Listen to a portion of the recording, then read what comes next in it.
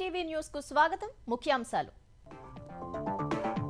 అంతరిక్ష కేంద్రంలో అడుగుపెట్టిన శుభాంశుతో ప్రధాని ముచ్చట్లు. గగన్యాన్ దిశలో మొదటి అడుగు విజయవంతమైందని వ్యాఖ్య.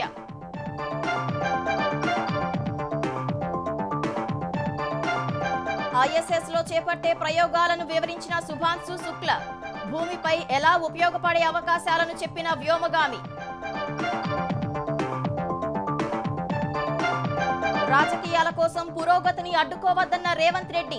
హైదరాబాద్ అభివృద్ధిపై కేంద్రం మౌనం వీడాలని సీఎం డిమాండ్.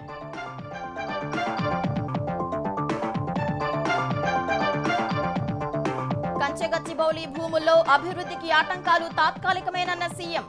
హైదరాబాద్ పై ఒత్తిడి తగ్గించేందుకే future city.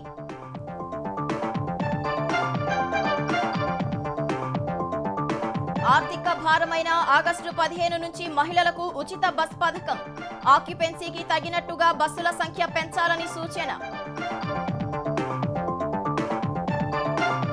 Research and analysis wing అధిపతిగా పరాగ్ జైన్. ఎల్లుండి బాధ్యతలు స్వీకరణ. 2 ఏళ్లు కొనసాగుతారన్న కేంద్రం.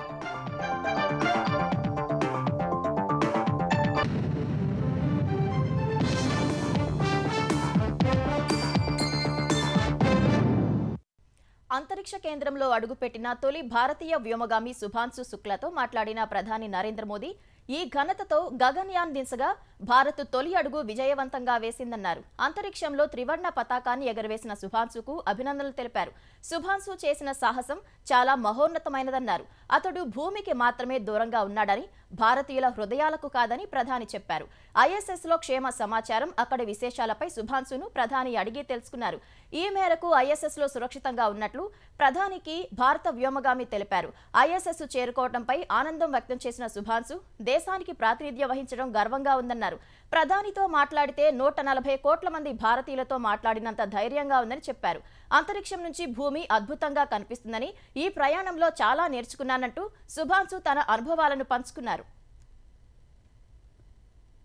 अच्छा, शुभ अंतरिक्ष की विशालता देखकर सबसे पहला विचार क्या आया आपको? जब पहली बार हम लोग ऑर्बिट में पहुंचे तो पृथ्वी बिल्कुल एक दिखती है। मतलब बाहर से कोई सीमा रेखा नहीं दिखाई देती, कोई बॉर्डर नहीं दिखाई देता। दूसरी चीज जो बहुत नोटिसेबल थी, जब पहली बार भारत को देखा, भारत सच में बहुत भव्य दिखता है, बहुत बड़ा दिखता है।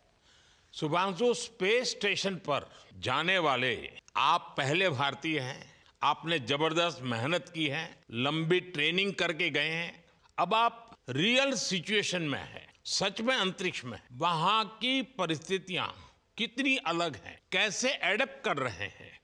यहाँ पे तो सब कुछ ही अलग है प्रधानमंत्री जी। ट्रेनिंग की हमने पिछले पूरे 1 साल में। सारे सिस्टम्स के बारे में मुझे पता था, सारे प्रोसेस के बारे में मुझे पता था, एक्सपेरिमेंट्स के बारे में मुझे पता था, लेकिन यहाँ आते ही सडनली सब चेंज हो गया। अभी आपसे बात करते वक्त मैंने अपने पैरों को बांध रखा है, नहीं तो मैं ऊपर चला जाऊंगा। पानी पीना, पैदल चलना, सोना बहुत बड़ा चैलेंज है। भारत की ताकत साइंस और स्पिरिचुअलिटी दोनों है। आप अंतरिक्ष यात्रा पर हैं, लेकिन भारत की यात्रा भी चल रही होगी। क्या उस माहौल में मेडिटेशन और माइंडफुलनेस का लाभ भी मिलता है क्या? जी प्रधानमंत्री जी, मैं बिल्कुल सहमत हूँ। मैं कहीं ना कहीं ये मानता हूँ कि भारत ऑलरेडी दौड़ रहा है और ये मिशन तो केवल एक पहली सीढ़ी है उस एक बड़ी दौड़ का। और हम जरूर आगे पहुंच रहे हैं और अंतरिक्ष में हमारे खुद के स्टेशन भी होंगे और बहुत सारे लोग पहुंचेंगे। और माइंडफुलनेस का भी बहुत फर्क पड़ता है। बहुत सारी सिचुएशंस ऐसी होती हैं नॉर्मल ट्रेनिंग के दौरान भी या फिर लॉन्च के दौरान भी, जो बहुत स्ट्रेसफुल होती, और माइंडफुलनेस से आप अपने आप को उन सिचुएशंस में शांत रख पाते हैं। आप अंतरिक्ष में कई एक्सपेरिमेंट कर रहे हैं। क्या कोई ऐसा एक्सपेरिमेंट है जो आने वाले समय में एग्रीकल्चर या हेल्थ सेक्टर को फायदा पहुंचाएगा? जी प्रधानमंत्री जी, पहला एक्सपेरिमेंट जो मैं करने वाला हूं, जो कि आज ही के दिन में शेड्यूल्ड है, वो है स्टेम सेल्स के ऊपर। अंतरिक्ष में आने से क्या होता है कि ग्रेविटी चूंकि एब्सेंट होती है तो लोड खत्म हो जाता है, तो मसल लॉस होता है। तो जो मेरा एक्सपेरिमेंट है वो ये देख रहा है कि क्या कोई सप्लीमेंट दे के हम इस मसल लॉस को रोक सकते हैं या फिर डिले कर सकते हैं। इसका डायरेक्ट इम्प्लीकेशन धरती पे भी है कि जिन लोगों का मसल लॉस होता है ओल्ड एज की वजह से, तो उनके ऊपर ये सप्लीमेंट्स यूज किए जा सकते हैं। तो मुझे लगता है कि ये डेफिनेटली वहाँ यूज हो सकता है। साथ ही साथ जो दूसरा एक्सपेरिमेंट है वो माइक्रो एल्गी की ग्रोथ के ऊपर। ये माइक्रो एल्गी बहुत छोटे होते हैं, लेकिन बहुत न्यूट्रिशियस होते हैं। तो अगर हम इनकी ग्रोथ देख सकते हैं यहाँ पे और ऐसा प्रोसेस इजाद करें कि ये ज़्यादा तादाद में हम इन्हें उगा सकें और न्यूट्रिशन हम प्रोवाइड कर सकें, तो कहीं ना कहीं ये फूड सिक्योरिटी के लिए भी बहुत काम आएगा धरती के ऊपर। सुभांशु, चंद्रयान की सफलता के बाद देश के बच्चों में, युवाओं में विज्ञान को लेकर एक नई रुचि पैदा हुई, अंतरिक्ष को एक्सप्लोर करने का जज्बा बढ़ा। आप भारत की युवा पीढ़ी को क्या मैसेज देंगे? अगर मैं अपने युवाओं पीढ़ी को आज कोई मैसेज देना चाहूँगा तो पहले ये बताऊँगा कि भारत जिस दिशा में जा रहा है, हमने बहुत बोल्ड और बहुत ऊंचे सपने देखे हैं और उन सपनों को पूरा करने के लिए हमें आप सबकी ज़रूरत है। तो उस ज़रूरत को पूरा करने के लिए मैं ये कहूँगा कि आप कभी कोशिश मत छोड़िए, नेवर स्टॉप ट्राइंग। मुझे पक्का विश्वास है कि आपकी ये बातें देश के युवाओं को बहुत ही अच्छी लगेगी। हमें मिशन गगनयान को आगे बढ़ाना है, हमें अपना खुद का स्पेस स्टेशन बनाना है और चंद्रमा पर भारतीय एस्ट्रोनॉट की लैंडिंग भी करानी है। इन सारे मिशंस में आपके अनुभव बहुत काम आने वाले हैं। मुझे विश्वास है आप वहां अपने अनुभवों को जरूर रिकॉर्ड कर रहे होंगे। जी प्रधानमंत्री जी। सुभांशु, हम सबको आपकी वापसी का इंतजार है। अपना ध्यान रखिए। 140 करोड़ देशवासियों की शुभकामनाएं। भारत माता की जय। धन्यवाद प्रधानमंत्री जी, धन्यवाद। और सारे 140 करोड़ देशवासियों को धन्यवाद। और स्पेस से सबके लिए भारत माता की जय। రాజకీయాల కోసం హైదరాబాద్ అభివృద్ధిని అడ్డుకోవద్దని ముఖ్యమంత్రి రేవంత్ రెడ్డి విజ్ఞప్తి చేశారు. కంచగచ్చిబౌలి భూముల్లో అభివృద్ధికి ఆటంకాలు తాత్కాలికమే అని తెలిపారు. మెట్రో విస్తరణ, మూసీ పునరుజ్జీవం, ట్రిపుల్ సహా వివిధ ప్రాజెక్టులకు అనుమతి ఇవ్వాలని ఎన్నిసార్లు వినతి పత్రాలు ఇచ్చినా కేంద్రం కరగటం లేదని ఆవేదన వ్యక్తం చేశారు. బీజేపీకి 8 మంది ఎంపీలు, 8 మంది ఎమ్మెల్యేలను ఇచ్చినా రాష్ట్రానికి కిషన్ రెడ్డి ఏం తెచ్చారని ప్రశ్నించారు. ప్రపంచమై హైదరాబాద్ వైపు చూసేలా ఫ్యూచర్ సిటీని నిర్మిస్తున్నామని తెలిపారు. హైదరాబాద్ కొండాపూర్ నుంచి ఓఆర్ఆర్ వరకు నిర్మించిన పి జనార్దన్ రెడ్డి ఫ్లైఓవర్ ను సీఎం రేవంత్ రెడ్డి ప్రారంభించారు. 182 కోట్ల రూపాయల వ్యయంతో 24 మీటర్ల వెడల్పు, 1.2 కిలోమీటర్ల పొడవుతో నిర్మించిన ఫ్లైఓవర్ ను వాహనదారులకు అందుబాటులోకి తెచ్చారు. ఈ ఫ్లైఓవర్ వల్ల నిత్యం రద్దీగా ఉండే గచ్చిబౌలి జంక్షన్ లో ట్రాఫిక్ రద్దీ గణనీయంగా తగ్గనుంది. ఈ కార్యక్రమంలో మంత్రులు శ్రీధర్ బాబు, పొన్నం ప్రభాకర్, మేయర్ విజయలక్ష్మి పాల్గొన్నారు. అనంతరం అక్కడ ఏర్పాటు చేసిన సభలో మాట్లాడిన సీఎం రేవంత్ రెడ్డి పేదల నాయకుడిగా పీజేఆర్ గొప్ప పేరు సంపాదించారని కొనియాడారు. హైదరాబాద్ పై ఒత్తిడి పెరుగుతున్నందునే ఫ్యూచర్ సిటీని చేపట్టామని తెలిపారు. భవిష్యత్తులో ఫ్యూచర్ సిటీ కూడా హైటెక్ సిటీ వలె అభివృద్ధి చెందుతుందన్నారు. ఫైనాన్షియల్ డిస్ట్రిక్ట్, నాలెడ్జ్ పార్క్ వల్ల లక్షలాది ఉద్యోగాలొచ్చాయని తెలిపారు. కంచె గచ్చిబౌలి భూముల్లో కూడా కొత్త కంపెనీలు ప్రారంభిద్దామనుకుంటే అడ్డుపడ్డారని చెప్పారు. ఆటంకాలను అధిగమించి కంచె గచ్చిబౌలిని అభివృద్ధి చేస్తామని సీఎం స్పష్టం చేశారు. 5 సంవత్సరాల కోసం ప్రజలు ఎన్నుకున్న ప్రభుత్వాన్ని పని చేయనీయకుండా ప్రతిరోజు కోర్టులో లిటిగేషన్ వేసి పనులు చేస్తున్న వాళ్ళ మీద బురద జల్లి ఈ రోజు నగర అభివృద్ధిని అడ్డుకోవాలనే ప్రయత్నం చేస్తున్నారు. గచ్చిబౌలి స్టేడియం పక్కన ఒక 400 ఎకరాల అభివృద్ధి చేస్తే ఇంకొక 5 లక్షల మందికి ఉద్యోగాలు కల్పించాలి, 1,00,000 కోట్లు పెట్టుబడులు తీసుకురావాలని విదేశీ పర్యటనలు చేసి 2,25,000 కోట్ల రూపాయలు పెట్టుబడులను ఆకర్షించి ఇవాళ సంస్థల్ని ప్రారంభించడానికి ప్రయత్నం చేస్తే ఈ రోజు పానకంలో పుడకలాక దాన్ని అడ్డుకున్నారు. ఇది తాత్కాలికమే. చట్ట సభలలోనే కాదు, న్యాయస్థానాలలో న్యాయం కోసం కొట్లాడి ఆ స్థలాన్ని మళ్ళీ వెనక్కి తీసుకొచ్చి పెద్ద ఎత్తున ఐటీ కంపెనీలను అక్కడ ప్రారంభించడమే కాదు, లక్షలాది ఉద్యోగాలను కల్పించే ప్రయత్నము మన ప్రభుత్వం. హైదరాబాద్ లో నాలాలు, చెరువులు కబ్జాలకు గురవడం వల్లే నగరంలో ముంపు తీవ్రత పెరిగిందని తెలిపారు. ఆ అక్రమ నిర్మాణాలను మాత్రమే హైడ్రా కూల్చివేసిందని పేర్కొన్నారు. ఇదే సమయంలో తెలంగాణకు బీజేపీ ఏమిచ్చిందో చెప్పాలని కేంద్ర మంత్రి కిషన్ రెడ్డిని సీఎం రేవంత్ రెడ్డి ప్రశ్నించారు. మోడీ ఏమిచ్చిండు కిషన్ రెడ్డి గారు? మీరు ఈ రాష్ట్రానికి, నగరానికి ఏం తెచ్చిండ్రు? తెలంగాణలో సగం ఎంపీలను మీకే ఈ ప్రజలు ఇచ్చిండ్రు. మోడీ నుంచి మీరు తెచ్చింది ఒక్కటి చూపించండి. ఇవాళ ప్రతిపక్షం ఉన్న బెంగళూరుకు మోడీ గారు మెట్రో ఇచ్చారు, ప్రతిపక్షం ఉన్న డిఎంకేకు చెన్నైకి మెట్రో ఇచ్చిండు. మరి మేము మూసీ రివర్ ఫ్రంట్ అడిగితే మాకు ఇస్తలేడు. దాదాపుగా 30-35 సార్లు ఢిల్లీకి పోయినా, ప్రధానమంత్రిని కలిసిన, అందరు మంత్రులను కలుస్తున్నా.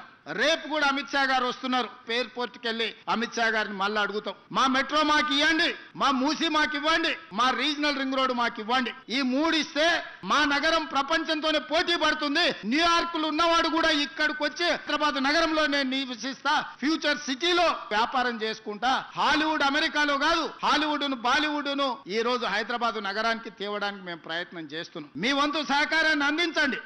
ఎన్నికల సంవత్సరంలో రాజకీయాలు చేద్దామని, ఈ 3 ఏళ్లు రాష్ట్ర అభివృద్ధిలో కలిసి రావాలని ప్రతిపక్షాలకు రేవంత్ రెడ్డి పిలుపునిచ్చారు. బీఆర్ఎస్ పాలనలో సాగునీటి ప్రాజెక్టుల నిర్వహణను నిర్లక్ష్యం చేశారని నీటిపారుదల శాఖ మంత్రి ఉత్తమ్ కుమార్ రెడ్డి విమర్శించారు.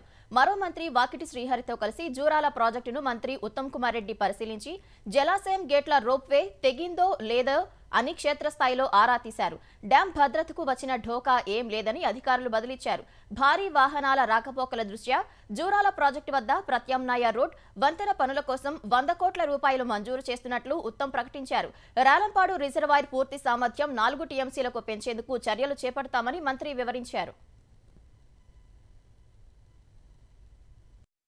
అన్ని డ్యామ్లు, అన్ని ప్రాజెక్టులు, అన్ని పాత ఇరిగేషన్ ప్రాజెక్టులు అన్ని కూడా పూర్తి స్థాయిలో మెయింటైన్ చేసి రెస్టోర్ చేస్తాము. ఎంత నిధులైనా ఖర్చు పెడతాము. చూరాలని అర్లియర్ ఫుల్ కెపాసిటీకి రెస్టోర్ చేయడానికి పూడిగ తీత కార్యక్రమం వెంటనే చేపడతాం. చూరాల ప్రాజెక్ట్ కి సెకండ్ గ్యాంట్రీ క్రేన్ 3.5 కోట్లతో వెంటనే మంజూరు చేస్తున్నామని చెప్పి కూడా ప్రకటన చేస్తున్నాను. సూపర్ 6 లో భాగంగా ఆగస్టు 15 నుంచి మహిళలకు కల్పించే ఉచిత బస్సు పథకం వల్ల ప్రయాణికులకు ఎలాంటి ఇబ్బందులు తలెత్తకుండా అదనపు బస్సులు నడపాలని సీఎం చంద్రబాబు అధికారులను ఆదేశించారు. ఇకపై ఆర్టీసీలో కొత్తగా కొనుగోలు చేసే బస్సులన్నీ ఎలక్ట్రిక్ ఏసీ బస్సులే ఉండాలని సీఎం సూచించారు. ఉచిత ఆర్టీసీ బస్సు ప్రయాణాన్ని ఆగస్టు 15న ప్రారంభించే అంశంపై ముఖ్యమంత్రి రవాణా శాఖ అధికారులతో సమీక్షించారు. ఈ పథకం అమల్లోకి వచ్చిన తర్వాత ప్రయాణికులు పెరిగే అవకాశం ఉందని, అందుకు తగ్గట్లు బస్సుల సంఖ్య పెంచాలని సీఎం ఆదేశించారు. అవసరమైతే కొత్త బస్సులు కొనటం, అద్దెకు బస్సులు తీసుకోవడం చేయాలన్నారు. మహిళలకు ఉచిత బస్సు ప్రయాణం అమలు చేస్తే అదనంగా మరో 2536 బస్సులు అవసరమని ఈ సందర్భంగా అధికారులు సీఎంకు వివరించారు. దీనికి 996 కోట్లు ఖర్చవుతుందన్నారు. ఏపీలో ప్రవేశపెట్టే విధానం అత్యుత్తమంగా ఉండాలని అధికారులకు ముఖ్యమంత్రి సూచించారు. కూటమి ప్రభుత్వం అధికారంలోకి వచ్చాక విస్తృత స్థాయిలో సీసీ కెమెరాల ఏర్పాటు ద్వారా ఆంధ్రప్రదేశ్లో నేరాల సంఖ్య తగ్గిందని హోంమంత్రి అనిత అన్నారు. ఎన్టీఆర్ జిల్లా పోలీస్ కమిషనరేట్ పరిధిలో సురక్ష 360 కార్యక్రమాన్ని ఎంపీ కేశినేని శివనాథ్, ఎమ్మెల్యేలు, అధికారులతో కలిసి హోంమంత్రి ప్రారంభించారు. ప్రతి పోలీస్ స్టేషన్ పరిధిలోని ఆలయాలు, చర్చిలు, మసీదుల్లో సీసీ కెమెరాలు ఏర్పాటు చేసేలా సురక్ష పరికరాల కిట్లు అధికారులకు అందజేశారు. సాంకేతికత వినియోగంలో ఎన్టీఆర్ జిల్లా కమిషనరేట్ ముందంజలో ఉందని కేశినేని ప్రశంసించారు. ఎన్టీఆర్ పోలీస్ కమిషనరేట్ ను నేరరహిత ప్రాంతంగా చేయడమే లక్ష్యంగా పోలీసు శాఖ ముందుకు వెళ్తోందన్నారు. మోడల్ పోలీస్ స్టేషన్లు జిల్లా మొత్తం విస్తరించాలని, సురక్ష యాప్, సురక్ష పరికరాలతో ప్రజలకు ఎంతో మంచి జరుగుతుందని హోంమంత్రి వెల్లడించారు. ఇటీవల సైబర్ నేరాలు పెరిగాయని, ప్రజలు అప్రమత్తంగా ఉండాలని అనిత సూచించారు. ఈరోజు టెక్నాలజీని బేస్ చేసుకొని, ఆర్టిఫిషియల్ ఇంటెలిజెన్స్ని బేస్ చేసుకొని ఈరోజు పోలీసింగ్ అన్నది చాలా ఎఫెక్టివ్గా ముందుకెళ్తుంది. ఈరోజు ఈ సురక్ష యాప్ కానీ, సురక్ష డివైన్ కానీ, అదేవిధంగా నేను ఒకటే కోరుకుంటున్నా, ఎక్కడైతే కాలేజెస్ ఉన్నాయో కాలేజెస్ దగ్గర కూడా డెఫినెట్గా ఈ సురక్ష విద్య అని చెప్పి ఒక ఏర్పాటు చేసి శ్రీకారం చుట్టుపని కమిషనర్ గారిని రిక్వెస్ట్ చేస్తూ సమాజానికి ఉపయోగపడే పనులు చేయాలి, దానికి సహకరించాలి, గవర్నమెంట్కి సహకరించాలి అన్నది కూడా మనస్ఫూర్తిగా కోరుకుంటూ తెలంగాణ ఆరోగ్య శాఖలో 607 అసిస్టెంట్ ప్రొఫెసర్ పోస్టుల భర్తీకి medical and health services recruitment board notification విడుదల చేసింది. 2 రోజుల క్రితమే dental assistant surgeon, speech therapist పోస్టులకు నోటిఫికేషన్ విడుదల చేసిన బోర్డు ఇప్పుడు అసిస్టెంట్ ప్రొఫెసర్ పోస్టులకు నోటిఫికేషన్ ఇచ్చింది. ఈ ఉద్యోగాలకు జూన్ 10 నుంచి దరఖాస్తులు స్వీకరించనున్నట్లు తెలిపింది. ప్రభుత్వ ఆసుపత్రుల్లో గడిచిన 17 నెలల్లో 8,000కు పైగా పోస్టులను భర్తీ చేయగా 2,322 నర్సింగ్ ఆఫీసర్లు, 732 ఫార్మసిస్ట్, 1,284 ల్యాబ్ టెక్నీషియన్ ఖాళీలు, 1,931 మల్టీపర్పస్ ఫీమేల్ హెల్త్ అసిస్టెంట్ పోస్టుల భర్తీ ప్రక్రియ ప్రస్తుతం కొనసాగుతోంది. త్వరలోనే మెరిట్ జాబితాలు సిద్ధం చేసి ప్రక్రియ పూర్తి చేయనున్నట్లు బోర్డు తెలిపింది. కాంగ్రెస్ పార్టీ ఎన్నికల్లో హామీ ఇచ్చినట్లు 2 లక్షల ఉద్యోగాలు ఇచ్చే వరకు కాంగ్రెస్ ప్రభుత్వం వెంట పడతామని మాజీ మంత్రి హరీష్ రావు అన్నారు. నిరుద్యోగుల పోరాటాలకు పూర్తి అండగా ఉంటామని తెలిపారు. రేవంత్ రెడ్డి ప్రభుత్వం నోటిఫికేషన్లు ఇవ్వడం లేదని, చలో సచివాలయం కార్యక్రమానికి మద్దతు ఇవ్వాలని నిరుద్యోగులు తెలంగాణ భవన్లో హరీష్ రావును కలిశారు. హామీలు అమలు చేయకుండా తమను కాంగ్రెస్ మోసం చేసిందని, ప్రభుత్వంపై ఒత్తిడి పెంచేందుకు మద్దతు ఇవ్వాలని కోరారు. నిరుద్యోగ యువతకు ఇచ్చిన హామీలు అన్ని అమలయ్యే వరకు బీఆర్ఎస్ పూర్తి అండగా ఉంటుందని హరీష్ రావు చెప్పారు. అసెంబ్లీలో ప్రభుత్వాన్ని నిలదీస్తామని, బయట పోరాటాలకు మద్దతు ఇస్తామని స్పష్టం చేశారు. హైదరాబాద్ జూబ్లీ హిల్స్ లోని మహాన్యూస్ ఛానల్ పై కొందరు వ్యక్తులు దాడి చేశారు. మధ్యాహ్నం సమయంలో 20 మంది వరకు ఒక్కసారిగా కార్యాలయం వైపు దూసుకెళ్లి కర్రలు రాడ్లతో విరుచుకుపడ్డారు.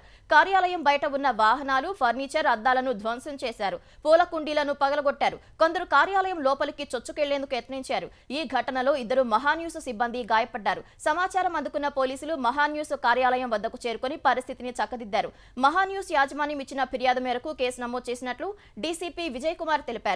దాడికి నిరసనగా మహాన్యూస్ ఉద్యోగులు, సిబ్బంది కార్యాలయం ఎదుట నిరసన తెలిపారు. ఓ రాజకీయ పార్టీకి చెందిన వారే దాడికి పాల్పడ్డారని మహాన్యూస్ చైర్మన్ మారెళ్ల వంశీకృష్ణ ఆరోపించారు. ప్రజాస్వామ్యంలో భౌతిక దాడులకు ఎన్నటికీ ఆస్కారం ఉండకూడదని, శాంతియుతంగా ఉండాలని పార్టీ శ్రేణులకు, నాయకులకు బీఆర్ఎస్ కార్యనిర్వాహక అధ్యక్షుడు కేటీఆర్ విజ్ఞప్తి చేశారు. అబద్ధాలు, అసందర్భ ప్రేలాపనలు, మీడియా ముసుగులో చేసే రాజకీయాలకు కూడా అస్సలు తావు ఉండకూడదని అన్నారు. పార్టీ పైన ముఖ్యమంత్రి, ఆయన అనుచరగణం చేస్తున్న బుర్రజల్లే కుట్రలపై చట్టబద్ధమైన ప్రక్రియను నమ్మి ముందుకు సాగుదామన్నారు. మహాన్యూస్ కార్యాలయానికి వెళ్లిన మంత్రులు భట్టి విక్రమార్క, పొన్నం ప్రభాకర్, బీజేపీ, సిపిఐ నేతలు దాడిని ఖండించారు. ఇది హేయమైన చర్య అన్నారు. మహాన్యూస్ ఛానల్ పై దాడిని ముఖ్యమంత్రి చంద్రబాబు, మంత్రులు పవన్ కళ్యాణ్, నారా లోకేష్ ఖండించారు. ప్రజాస్వామ్యంలో దాడులకు చోటు లేదని చెప్పారు. బెదిరింపులు, దాడులతో మీడియాను కట్టడి చేయాలనే ఆలోచన మంచిది కాదన్నారు. ఈ దాడికి బాధ్యులపై చట్టపరంగా చర్యలు తీసుకోవాలని తెలంగాణ ప్రభుత్వానికి విజ్ఞప్తి చేశారు. కడప జిల్లా పులివెందులలో 10 రోజుల పసికందును ఓ మహిళ అపహరించింది. ఈ నెల 18న కడప రిమ్స్ లో రాజకుళ్ళాయమ్మ మగ శిశువుకు జన్మనిచ్చింది. బాలింతైన రాజకుళ్ళాయమ్మకు స్నేహితురాలైన కుమారి సహాయం చేస్తుంది. నిన్న ఉదయం 11 గంటల సమయంలో చిన్నారిని ఆడిస్తానని చెప్పి కుమారి బిడ్డను తీసుకుంది. బాలింతైన తల్లి నిద్రపోయిన తర్వాత చిన్నారిని ఎత్తుకెళ్లిపోయింది. నిద్ర లేచి చూసిన తల్లి బిడ్డ కోసం గాలించింది. కుమారికి ఫోన్ చేస్తే స్విచ్ ఆఫ్ వచ్చింది. వెంటనే ఆమె పులివెందుల పోలీసులకు ఫిర్యాదు చేసింది. కేసు నమోదు చేసుకున్న పోలీసులు శిశువు ఆచూకీ కోసం ప్రత్యేక బృందాలను ఏర్పాటు చేశారు. 4 సిఐలు, 5 ఎస్ఐలతో బృందాలుగా ఏర్పాటు చేసి వివిధ ప్రాంతాల్లో గాలిస్తున్నారు. దేశంలో ఎన్నో గొప్ప నగరాలు ఉన్నాయని, వాటి చరిత్ర తెలుసుకోవాల్సిన అవసరం ఉందని మాజీ ఉపరాష్ట్రపతి వెంకయ్య నాయుడు అన్నారు. హైదరాబాద్లో కిల్లాడ సత్యనారాయణ రచించిన బహుముఖ బనారస్ పుస్తకాన్ని ఆవిష్కరించారు. కాశీనగరంలోని అనేక విషయాలను ఈ పుస్తకంలో ప్రస్తావించారని ఆయన తెలిపారు. యువతలో మార్పు రావాలని, దేశం సామాజిక, సాంస్కృతిక పునర్వైభవం సాధించాలని వెంకయ్య నాయుడు ఆకాంక్షించారు.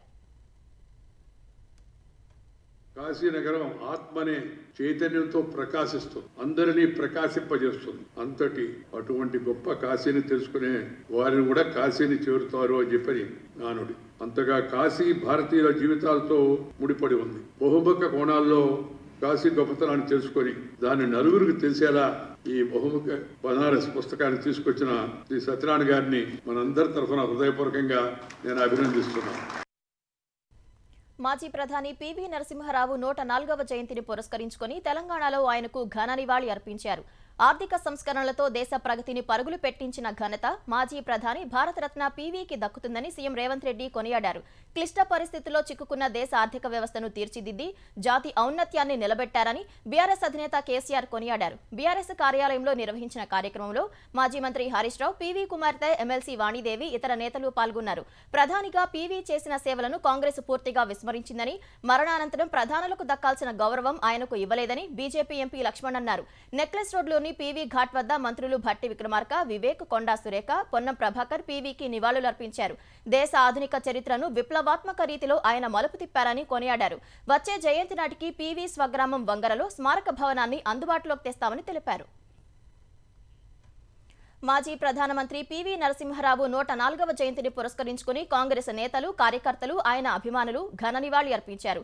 పివి ఆర్థిక సంస్కరణలు దేశ ఆర్థిక వృద్ధికి సరికొత్త దిశను చూపించాయని కాంగ్రెస్ అధ్యక్షుడు మల్లికార్జున ఖర్గే సామాజిక మాధ్యమం ఎక్స్లో పోస్టు చేశారు. పివి తెచ్చిన సంస్కరణలు మధ్యతరగతి ప్రజల అభ్యున్నతికి దోహదం చేశాయని, బలమైన భారతదేశానికి పునాది వేశాయని ఖర్గే పేర్కొన్నారు. పివి పాలనలో అణు కార్యక్రమంలో కీలక పురోగతి, లుక్ ఈస్ట్ వంటి విధానాలు ఆరంభమైనట్లు గుర్తు చేశారు. అటు తీవ్ర సంక్షోభ పరిస్థితిలో ఉన్న దేశానికి ఆర్థికంగా నూతన జవసత్వాలను సమకూర్చిన మహనీయుడు పివి అని ప్రధాని నరేంద్ర మోదీ కొనియాడారు. 1991 నుంచి 96 మధ్య పివి తెచ్చిన ఆర్థిక సంస్కరణలు సుదీర్ఘకాలం దేశాన్ని ముందుకు నడిపించేందుకు బాటలు వేశాయని మోదీ గుర్తు చేశారు.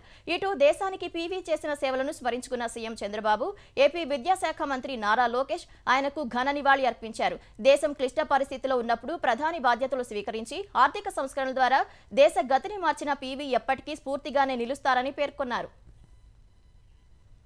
రీసెర్చ్ అండ్ అనాలిసిస్ వింగ్ రా చీఫ్ గా పంజాబ్ కేడర్ ఐపీఎస్ అధికారి పరాగ్ జైన్ ను నియమిస్తూ కేంద్రం ఉత్తర్వులు జారీ చేసింది.